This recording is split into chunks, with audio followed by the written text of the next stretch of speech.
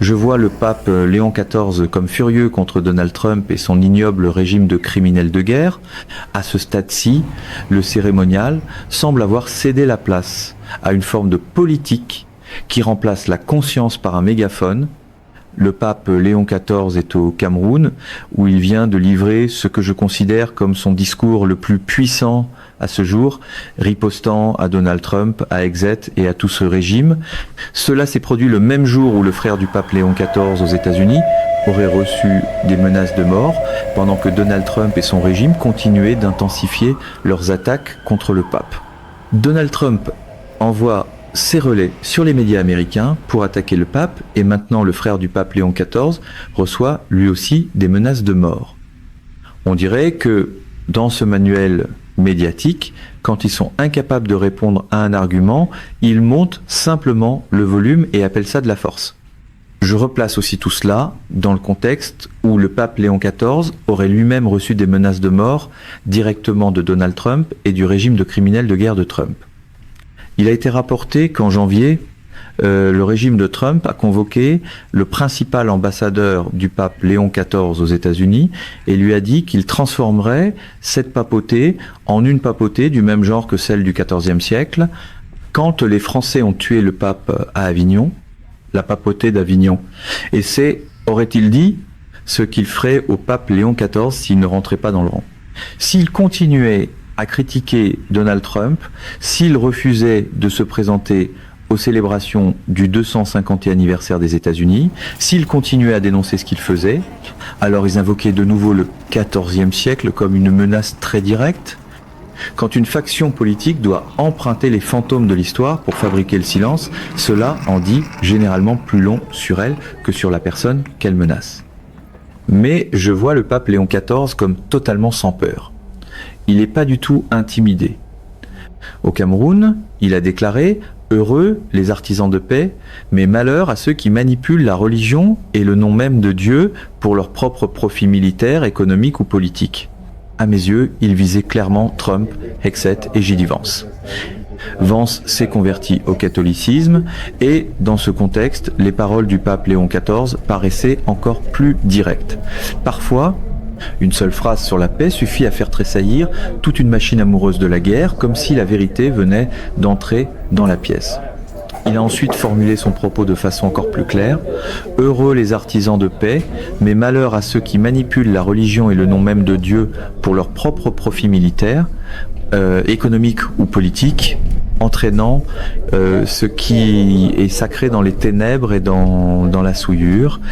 Oui, mes chères sœurs et mes chers frères, vous qui avez faim et soif de justice, vous qui êtes pauvres, miséricordieux, doux et purs de cœur, vous qui avez pleuré, vous êtes la lumière du monde. » Je le vois aussi élargir son argument lorsqu'il dit que le monde est ravagé par une poignée de tyrans.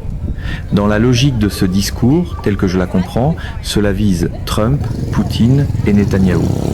Il dit « Le monde est ravagé par une poignée de tyrans, mais il tient encore grâce à une multitude de frères et de sœurs solidaires. » Ils sont les descendants d'Abraham, aussi nombreux que les étoiles du ciel et les grains de sable sur le rivage.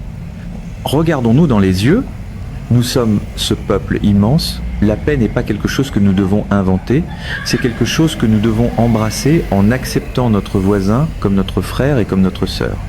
Et c'est à ce moment-là qu'il devient évident que certains systèmes de pouvoir adorent parler d'ordre, à condition que cet ordre soit toujours construit sur les explosions des autres.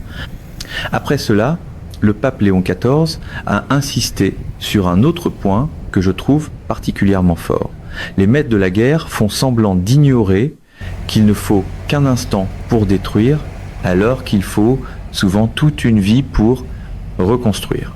Il le dit clairement, les maîtres de la guerre font semblant d'ignorer qu'il ne faut qu'un moment pour détruire, alors qu'une vie entière ne suffit souvent pas pour rebâtir.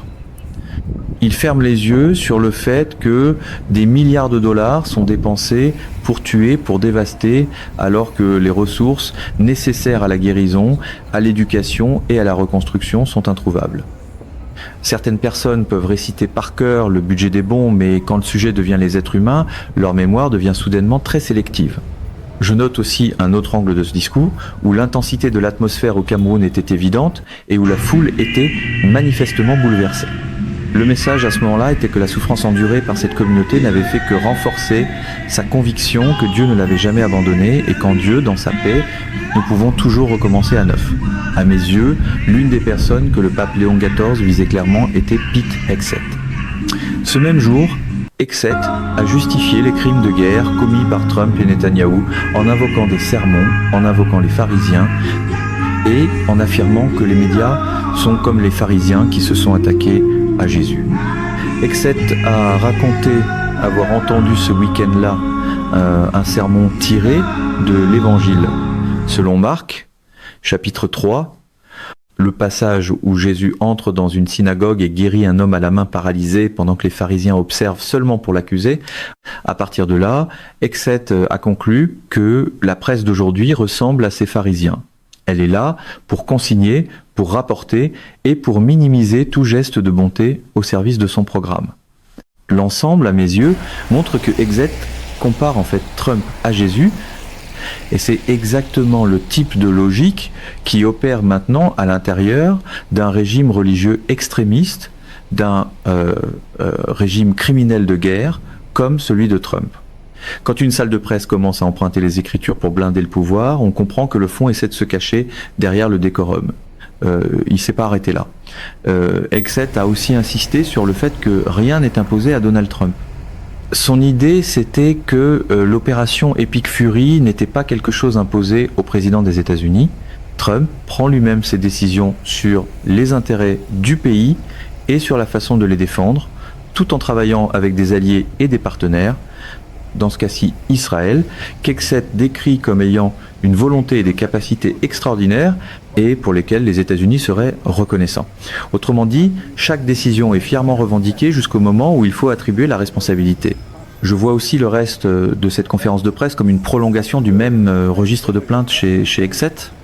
Il a dit que la presse avait le cœur endurci, qu'elle était calibrée uniquement pour salir, et il a exhorté les gens à ouvrir les yeux sur la bonté, sur le succès historique des troupes, sur le courage de ce président, sur ce moment historique en vue d'un accord qui pourrait mettre fin à la menace nucléaire iranienne, sur la victoire sur le champ de bataille et sur les 2 missions de sauvetage qu'il a qualifiées de miracles. À mes yeux, ce que Hegseth a dit là montre exactement pourquoi il est condamné non seulement par le pape Léon XIV, mais aussi par bien d'autres. Certaines conférences de presse ressemblent moins à un exercice de reddition de comptes qu'à une bande-annonce de film avec des tambours invisibles, pendant que les faits attendent toujours dehors, qu'on les laisse entrer. En même temps, je vois les républicains MAGA attaquer le pape Léon XIV à l'unisson. Ils soutiennent qu'il mérite d'être ridiculisé par Donald Trump, qu'il mérite les attaques de Trump, parce que Trump n'a cessé de dire que le pape Léon XIV est un mauvais pape et qu'il ferait mieux de se ressaisir, sinon. Et comme je l'ai mentionné plus tôt, tout cela s'accompagne de menaces contre la vie du pape Léon XIV. Chaque jour, Trump répète le même schéma d'attaque contre le pape Léon XIV et continue d'envoyer ses relais faire la même chose. Une fois que le pouvoir s'habitue à se voir comme le centre de la morale, tout rappel à la conscience commence à lui paraître comme une insulte personnelle. Je vois aussi ici un développement très concret. Donald Trump et son régime ont brusquement annulé des contrats d'une valeur de plusieurs millions de dollars avec l'Église catholique, y compris des contrats liés à l'hébergement et aux soins de jeunes migrants arrivant seuls aux États-Unis. Le gouvernement américain a aussi brusquement mis fin à une relation de plus de 60 ans avec Catholic Charities dans l'archidiocèse de Miami. Ces services destinés aux mineurs, non accompagnés dans l'archidiocèse de Miami, avaient auparavant été reconnus pour leur excellence et même présentés comme un modèle pour d'autres agences à travers le pays. C'est une forme de politique bien connue. On coupe d'abord dans la partie la plus fragile, puis on présente les dégâts comme un triomphe de principe.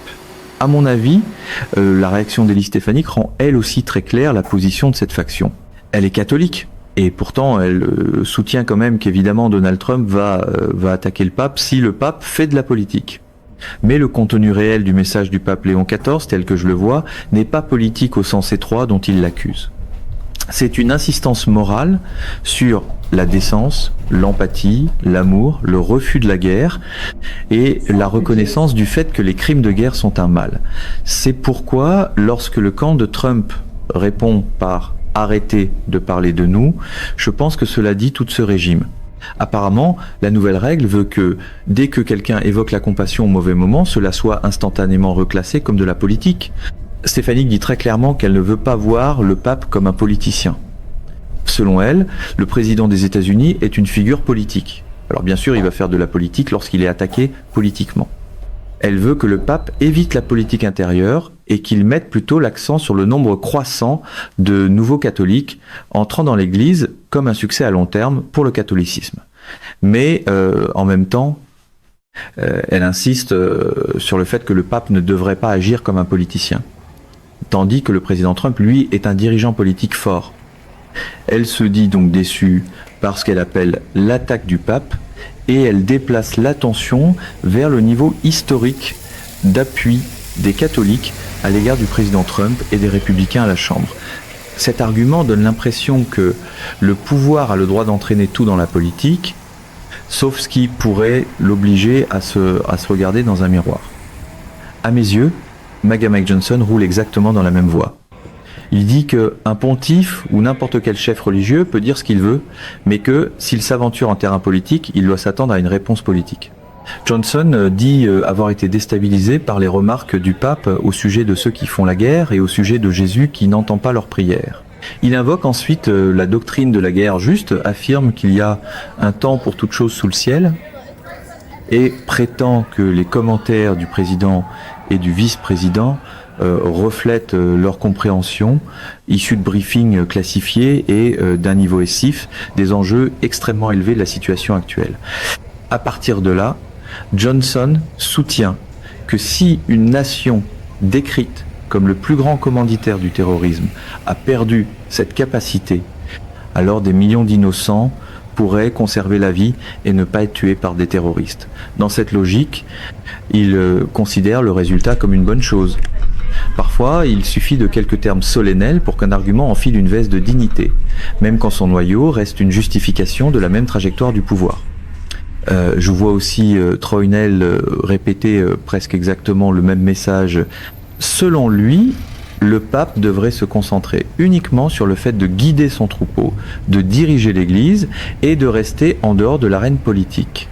Nels insiste sur le fait qu'ils n'ont pas élu le pape pour être président, ni pour occuper quelque autre rôle politique que ce soit. Alors le pape devrait garder son nez dans les affaires de l'Église et rester loin de la politique. Même lorsqu'on le pousse avec l'idée que le pape peut voir son rôle comme celui de guider moralement son troupeau, Nels revient au même point.